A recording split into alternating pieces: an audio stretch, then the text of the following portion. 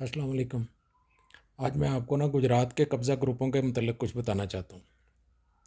2005 में मैं गुजरात में बतौर सर्जन काम कर रहा था।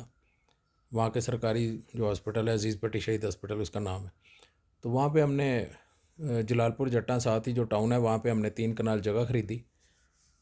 तो वहाँ जो उसका बयाना दिया तो जो मालिक थे उन्होंने हमें रजिस्ट्री नहीं करवाई। तो केस जो था वो कोर्ट में चला गया। इस दौरान में वहाँ पे चंद बंदूकों वालों ने आके कब्ज़ा कर लिया, चारदीवारी कर ली और गेट लगा लिया। मैं उस वक़्त गुजरात में जो एमएनए थे चौधरी वजात, उनकी वहाँ बड़ी चलती थी।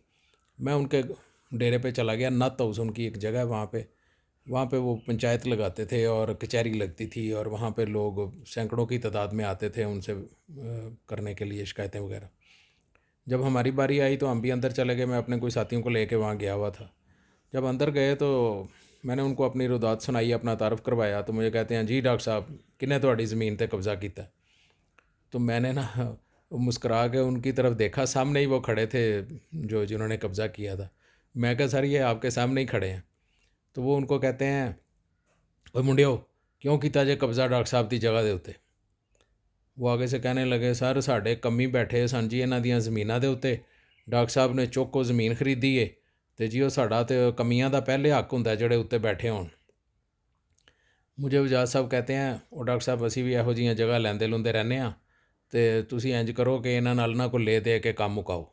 उन्होंने ना एक कमेटी बना दी जो उन्हीं चोरों डाकुओं के ऊपर थी। वो 3-4 बंदे कर दिए। वो एक कुल्ला चोर का था, वहाँ एक गांव है कुल्ला चोर, वहाँ का एक हरामज़ादा था, उसका नाम ले दिया और इस तरह के 2-3 और थे, उनके नाम ले दिए कि जी ये कमेटी बन। उन्होंने जी 18 लाख की हमने ज़मीन ख़रीदी थी। उन्होंने कमेटी ने जी 3 दिन में फ़ैसला सुना दिया जी कि 11 लाख रुपया आप हमें दें तो हम आपका कब्ज़ा छोड़ देते हैं। तो जी हमने उनको 11 लाख रुपया दे दिया और हमने उनसे कब्ज़ा ले लिया वापस। अच्छा, इनमें से एक बंदा था, अरशद उसका नाम था, वो जलालपुर जट्टा में ही रहता था, यंग सा लड़का था। और वो जो वजाद साहब के एक बड़े मशहूर चाचा नत्थ गांव जो है वहाँ पे इनके रिश्तेदारी हैं। वहाँ पे इनके एक चाचा थे बड़े मशहूर, वो उनको चाचा चाचा ही कहते थे।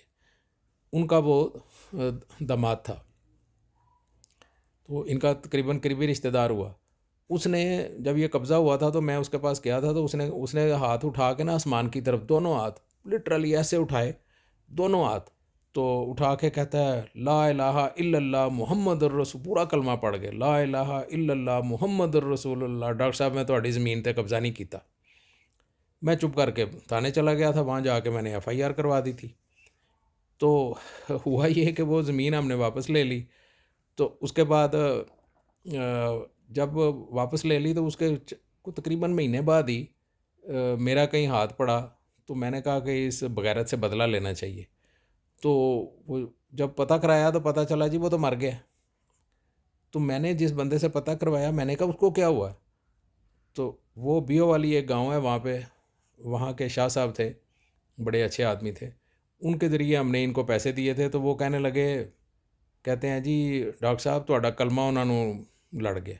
मैं क्या, मेरा कलमा नहीं लड़िया, उन्होंने अल्लाह का कलमा लड़ गया। तो बहरहाल एक बार गया कंजर उसमें से, और वहाँ बाहर वो किसी कुत्ते की मौत ही मरा होगा। उसके बाद क्या हुआ कि बाकी जो 3-4 थे, अच्छा 2007 इस दौरान आ गया और काफ लीग इलेक्शन हार गई। तो ये जो ज़्यादा फड़ करते थे ये इसलिए करते थे कि उस वक़्त ये वज़ीर आला जो थे परवेज़ लाई थे और ये इनकी बड़ी चलती थी वहाँ पे। 2007 में जब इनकी काफ लीग की गवर्नमेंट टूट गई तो इनमें से अच्छा जो 2-3 और थे वो भी मर गए। वो उनमें से एक कोई प्रिंसिपल थे कॉलेज के और 1-2 और थे, और ये वो इस तरह के बदमाश 2-3 लगातार हेठ ऊपर वो भी मर गए। अच्छा, ऊपर से इनकी सियासी मौत हो गई। जो 1-2 रह गए वो सियासी मौत मर गए क्योंकि इनकी गवर्नमेंट ख़त्म हो गई। उसमें गुजरात के 2 हरामज़ादे डॉक्टर भी शामिल थे, बड़े मशहूर थे वो भी, उनकी भी सियासी मौत। उन्होंने अज़ीज़ पट्टी अस्पताल में कब्ज़ा भी किया हुआ था जनाब साहब। वो एक डीएचओ लग जाता था, एक एमएस लग जाता था। अच्छा, वो इनके जितने कुत्ते थे वो कुछ वैसे मर गए, कुछ सियासी मौत मर गए इलेक्शन हारने के बाद। ज़मीन हमें वापस मिल गई थी। हमने जनाब ज़मीन अच्छे खासे प्रॉफिट पे बेची और मैंने मरी में एक घर बना लिया और मरी में अपना मैंने प्राइवेट हॉस्पिटल बना लिया जब मैं सऊदी अरब से वापस आ गया। हमारा अस्पताल आज भी चल रहा है अल्हम्दुलिल्लाह। हमारा घर आज भी आबाद है। इसी में बैठ के मैं ये वीडियो बना रहा हूँ। और वो जो थे सारे कुत्ते, वो कुत्तों की मौत मर गए और कुछ सियासी मौत मर गए। अंदाज़ा करें, उनमें से एक जो डॉक्टर था वो इतना ज़लील हुआ कि उसके बाप को लोगों ने मस्जिद के अंदर उसका पेशाब डाल के तो उसको पिलाया। यानी वो इस हद तक ये ज़लील हुए।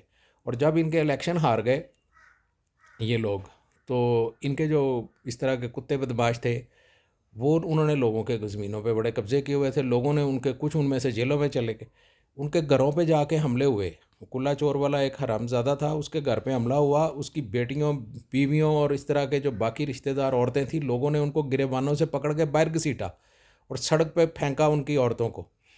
इस तरीके से ये लोग जलील हुए। तो अल्लाह ताला ने इनको ना, ये जो कब्ज़ा ग्रुप थे, अल्लाह ताला ने मतलब इनको इबरत का निशान बना दिया। और अल्लाह का शुक्र है कि हम आज भी आबाद हैं और आज भी हम अपने घर में बैठे हैं। और ये लोग जो थे, इनको ऐसी सज़ा मिली, ऐसी सज़ा मिली कि, लेकिन ये व्लॉग मैंने इसलिए बनाया है कि गुजरात में जो कब्ज़ा ग्रुप हैं और बाकी दुनिया में भी जो कब्ज़ा ग्रुप हैं और बाकी शहरों में भी इस तरह के लोग हैं, ये जो कुत्ते बिल्ले होते हैं ना जो कब्ज़ा करते हैं, ये ख़ुद कुछ भी नहीं होते। हालांकि इनके पीछे वाले जो है ना, वो हमेशा बड़े लोग ही होते हैं और सियासतदान ही होते हैं। अच्छा, वो इनको कहते हैं जाके कब्ज़ा करो, या कि ये अपने तौर पे करते हैं, ये मुझे नहीं पता। लेकिन इनके पीछे पुष्ट पनाही ज़रूर होती है। किसी बंदे में इतनी जुर्रत नहीं होती कि वो किसी की ज़मीन पे जाके बंदूकें लेके तो कब्ज़ा कर ले। अल्लाह हाफिज़।